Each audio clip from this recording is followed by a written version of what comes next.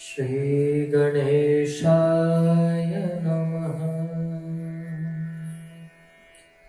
श्री सरस्वती नमः। यं प्रव्रजन्तमनुपैतमपैतकृत्यम् द्वैपायनो विरहकातराजुहाव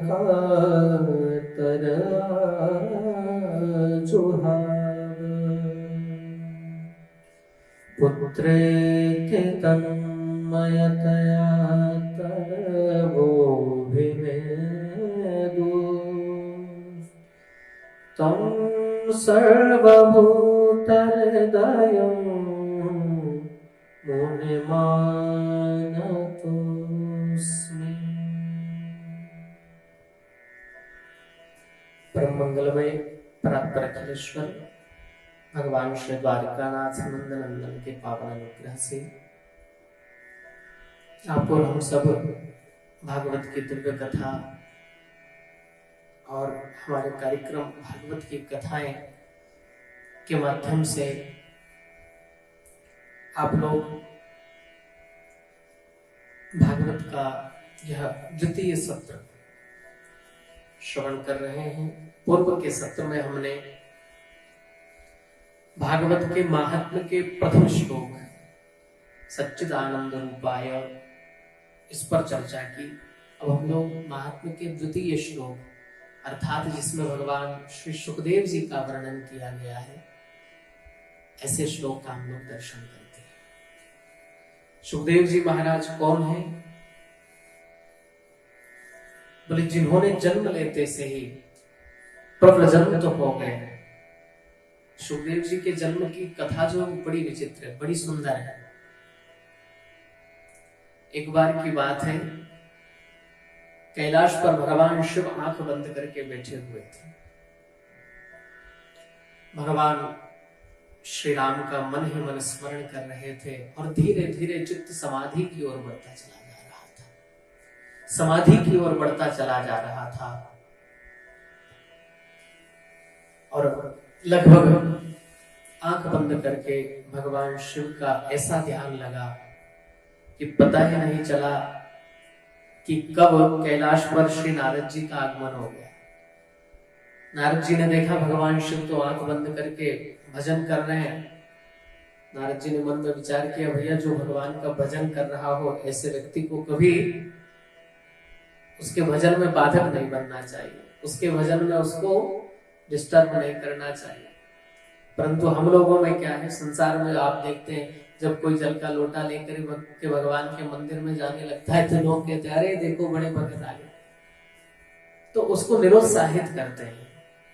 परंतु कोई सच्चा संत जब होता है तो वो यदि कोई भगवान की भक्ति करने के लिए उद्यत होते हैं तो उनको और आगे बढ़ाते हैं, उनको उनकी रास्ते का रोड़ा नहीं बनते, उनको बाधा नहीं पहुंचाते। नारद जी ने भगवान शंकर जी को देखा भजन कर रहे हैं, बोले जो करना चाहिए वही कर रहे हैं, इसलिए मत रोको। हर व्यक्ति को क्या करना चाहिए? भगवान का भजन करना चाहिए, और यदि वो कर रहा है तो उसको रोकना नहीं चाहिए, क्योंकि उसके जीवन का लक्ष्य वही है। जो करना चाहिए वही कर रहा है तो क्यों रोकना? हाँ, जो नहीं करना चाहिए वो कर रहा है तो रोकिए। बहुत सारे ऐसे लोग हैं जो नहीं करना चाहिए वो कर रहे हैं, उन्हें रोक कर दिखाइए। जो भजन कर रहे हैं वही तो करना चाहिए व्यक्ति को, उसमें क्या रोकना।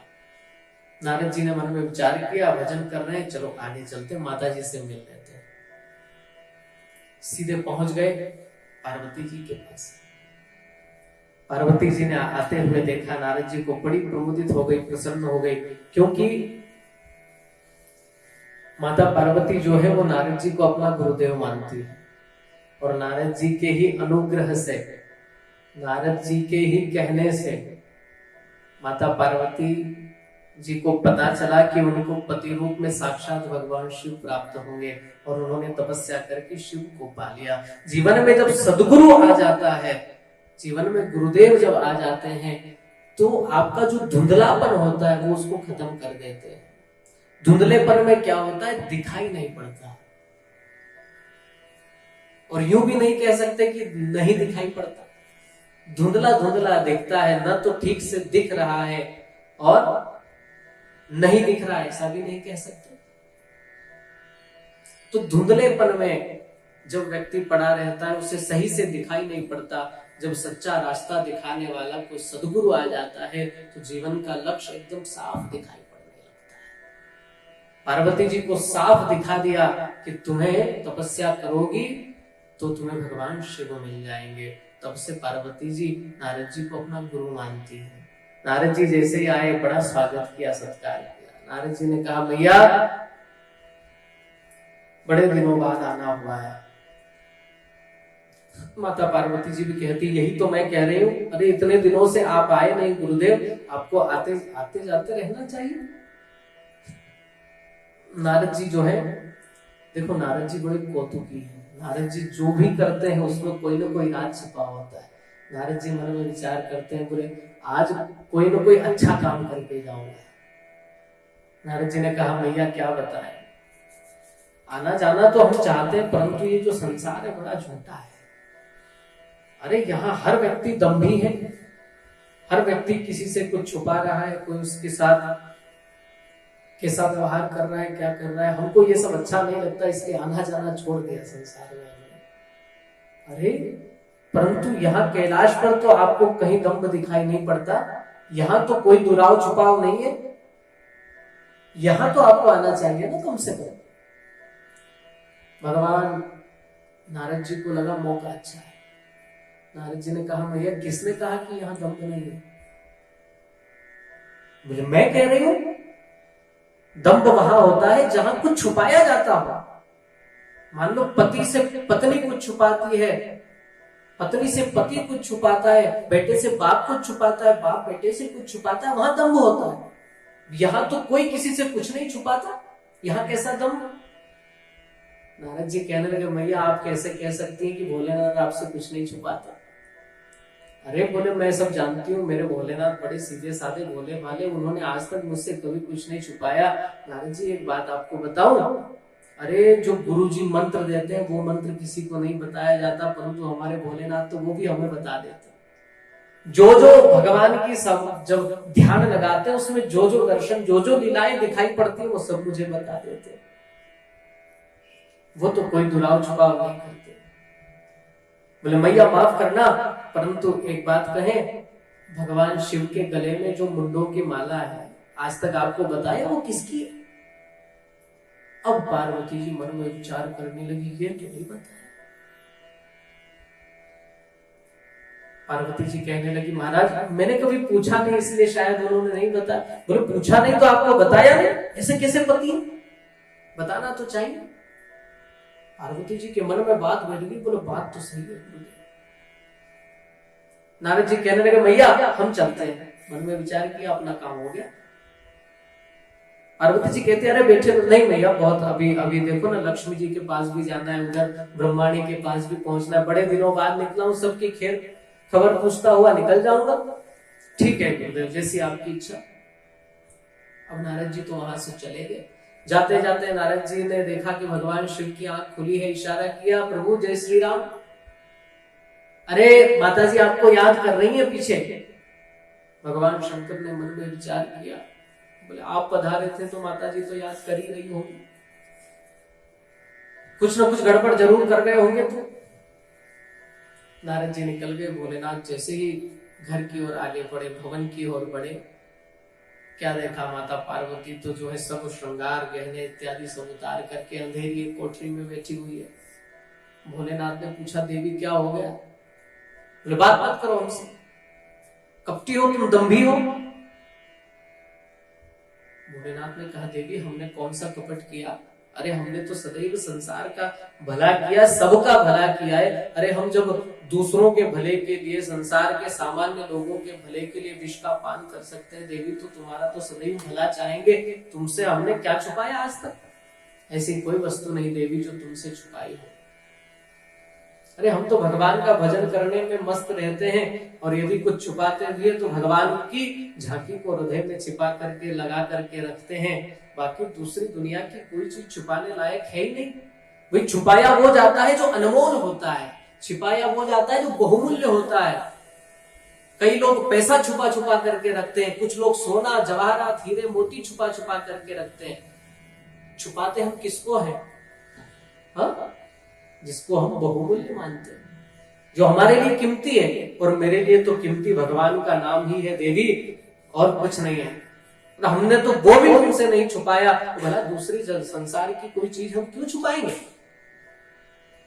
बोले जब आपने कुछ नहीं छुपाया तो ये क्यों नहीं बताया आपके गले में जो ये मुंडों की माला ये किसकी है?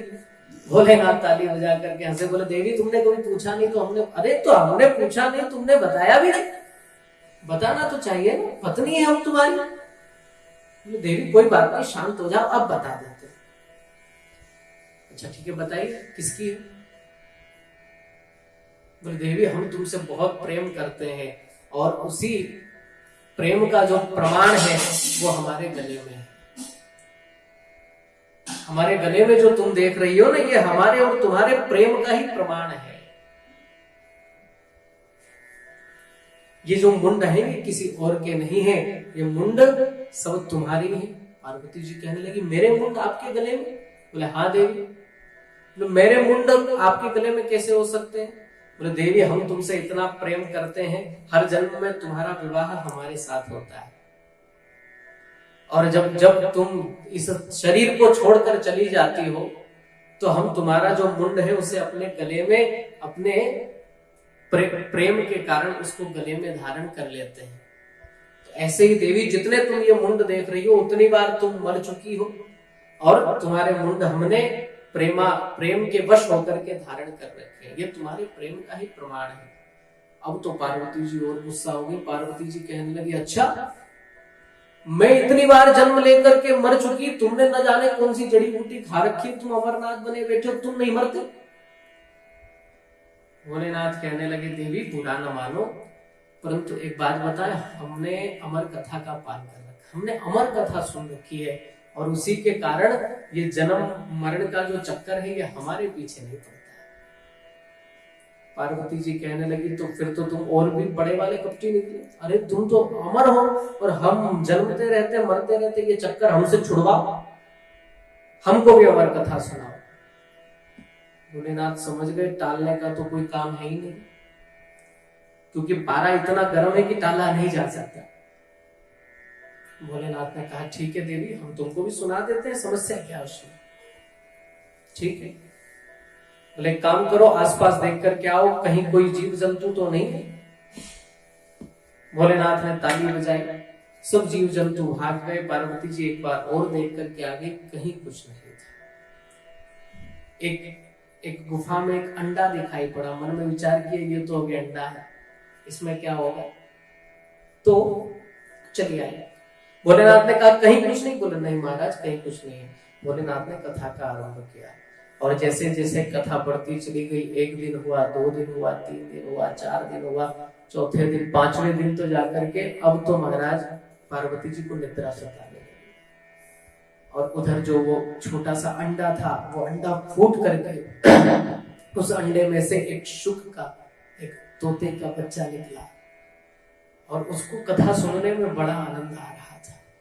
उसने देखा कि पार्वती जी को लगभग नींद आ रही है, क्योंकि भोलेनाथ की एक शर्त थी, बोले देवी हम जब भी कथा करते हैं आंख बंद करके कथा करते हैं। अब सामने वाला जग रहा है कि सो गया, ये हमें कैसे पता चले? तुम एक काम करना, ओम ओम का उच्चारण करती रहना, जिससे हमें पता चले कि तुम जग रही हो, तुम सुन रही हो। तो आंख बंद के कोई कथा करे, श्रोता उठ करके चला जाए या बैठे, कैसे पता चले कि कोई सुन रहा है कि नहीं सुन रहा? तो ओम ओम तुम बोलती रहना, ठीक है। अब जैसे ही पार्वती जी को नींद आने लगी, ओम ओम जो है वो धीरे पड़ने लगा।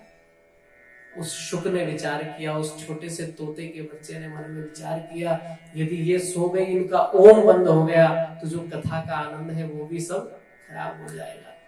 तो तोते की जो है एक विशेषता होती है, वो जैसा सुनता है वैसा बोलने लगता है। अब उसने पैदा होते ही ओम ओम सुना, एक विशेषता यह भी है, अपने बच्चों को सदैव मंत्र सुनाइए, ओम की ध्वनि सुनाइए। हम पैदा होते से उसको कहते हैं ये मम्मी ये डैडी, तो फिर वो वैसा ही होता है।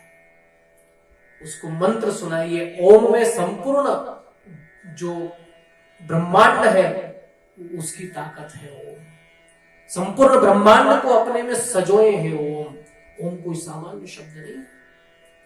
ओम ओम सुनते सुनते उस तोते की जो ग्रोथ है वो बहुत जल्दी होने लगी, वो बहुत जल्दी बढ़ने लगा।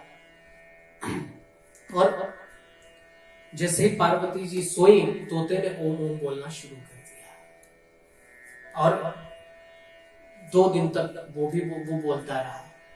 जैसे ही कथा का विश्राम भोलेनाथ ने किया, जयकारा लगाया, बोले द्वारिकानाथ की जय, वैसे ही पार्वती जी की नींद खुली। और जैसे ही नींद खुली, कहा महाराज वो आप सुना रहे थे उसके आगे क्या हुआ? तो देवी किसके आगे? अरे कथा तो पूर्ण हो गई। बोले माफ करना महाराज, मुझे तो नींद लग गई थी। भोलेनाथ ने कहा जब तुम्हें नींद लग गई थी तो ओम ओम कौन बोल रहा था? मुझे ये नहीं पता। देखो आसपास कौन है, किसने चुपके से हमारी कथा सुनी? भोलेनाथ क्रोधित हो गए। आसपास देखा, कहीं कुछ दिखाई नहीं पड़ा। एक छोटा सा तोता बैठा हुआ था, तोते का बच्चा। अब तो भोलेनाथ ने उसकी तरफ देखा, त्रिशूल उठा लिया क्रोध में भर करके। अब तोता वहां से भागा, बचने वाले नहीं, आज तो भोलेनाथ मार डालेंगे। अब तोता आगे आगे, भोलेनाथ त्रिशूल लिए पीछे पीछे। उड़ता उड़ता वो तोता जो है व्यास जी के आश्रम में पहुंच गया। साम्यप्राश नदी के तट पर व्यास जी की जो धर्म पत्नी है वो अपने केश सुखा रही थी, अपने बाल सुखा रही थी। और बाल सुखाते सुखाते उनको जो है उआसी आई, और जैसे ही मुंह खोला तो वो तोता मुंह के माध्यम से पेट में प्रवेश कर गया। भोलेनाथ पीछे पीछे दौड़े आए और आश्रम के द्वार पर आकर के व्यास जी को आवाज लगाई, अरे व्यास जी बाहर आइए। व्यास जी दौड़ करके आए, अरे भोलेनाथ आप दरवाजे पर हमारे पधारे, हमारे तो भाग्य खुल गए।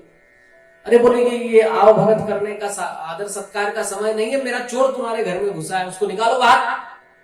महाराज आपका चोर कौन है? अरे मैं उसको मार डालूंगा। परंतु महाराज हुआ क्या है? अरे बोले उसने हमारे यहाँ चोरी की है। व्यास जी हंस करके कहने लगे, महाराज सांप बिच्छू यही तो सब तुम्हारे घर में है, और है क्या? कोई हीरे जवाहरत तो है नहीं जो चुरा लिया तुम्हारे। क्या चुरा लिया ऐसा उसने? मुझे तो नहीं लगता कि तुम्हारे यहाँ चुराने जैसी कोई चीज है।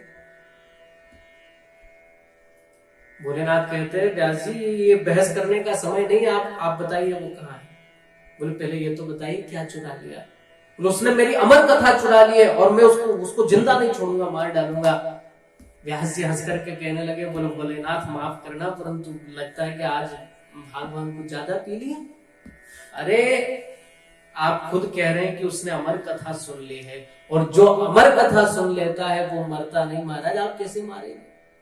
भोलेनाथ ने कहा, अरे मैं तो क्रोध में भूल ही गया था भैया, अब जो ही राम सोई राम, शायद राम जी की यही इच्छा, वो मर तो सकता नहीं है। तो वापस शंकर जी पलट कर चले गए, और धीरे धीरे धीरे 12 वर्ष बीत गए, और परंतु वो व्यास जी की पत्नी के गर्भ से उस तोते ने जन्म नहीं लिया।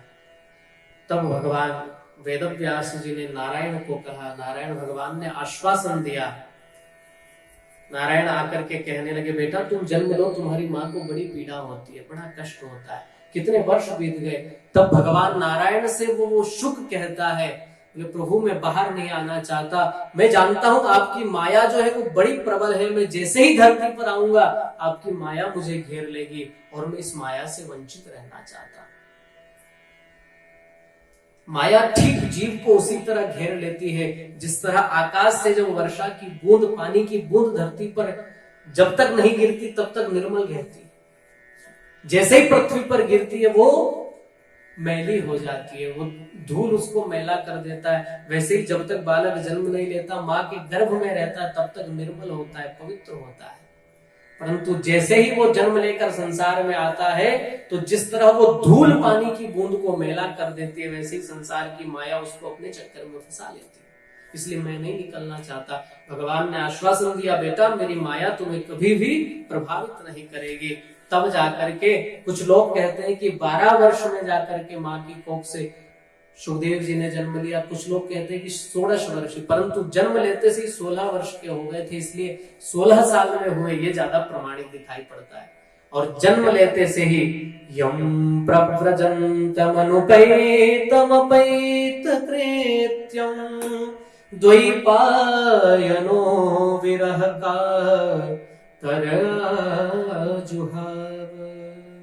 क्योंकि वरदान मांग लिया था कि माया मुझे प्रभावित न करे तो ही आऊं, इसलिए जैसे ही जन्म लिया न तो पिता की माया न माँ की ममता, सबको छोड़ करके तुरंत जंगल की ओर चल दिए। यहां तक कि जो नाल होता है उसका भी छेदन नहीं हुआ, उसको भी अपने शरीर पर लपेट करके चल दिए और जंगल में चले गए, घने जंगलों में।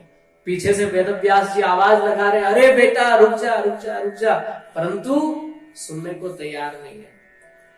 घने जंगलों से उधर से भी आवाज आने लगी, बेटा बेटा बेटा। जब आप घने जंगल में पहाड़ों में आवाज लगाएंगे तो इधर से जो आवाज आप देंगे थोड़ी देर बाद वही आपकी आवाज आपको सुनाई पड़ेगी। अर्थात सुखदेव जी इशारा कर रहे हैं, बोले पिताजी कौन बेटा, किसका बेटा, ये तो संसार का चक्र है, घूमता रहता है। आज मैं आपका बेटा हुआ, कल आप मेरे बेटे हो जाएंगे। जैसे मेले में जो झूला होता है ना, नीचे की खटोले में बैठा हुआ कभी ऊपर चला जाता है, ऊपर वाला कभी नीचे आ जाता है, वैसे ही संसार का चक्र है। आज जो मेरा बेटा बना है कल वो मेरा बाप बन जाएगा, वैसे संसार का चक्र चलता रहेगा। खूब रोका परंतु नहीं रुके, जाकर के निर्गुण ब्रह्म की समाधि में अपने आप को तल्लीन कर दिया। इसी के साथ हम दूसरे सत्र को यही विश्राम देंगे। शेष चर्चा हम लोग आगे जो हमारा सत्र होगा, तीसरा सत्र, उसी के साथ करेंगे। भाव से खूब आनंद लेंगे। तब तक के लिए आप सभी से यही निवेदन, इसको खुद भी सुने, औरों को सुनाए, और निरंतर कथाओं के लिए, सत्संग के लिए हमारे चैनल से आप लोग जुड़े रहें। सभी को सादर जय श्री कृष्ण।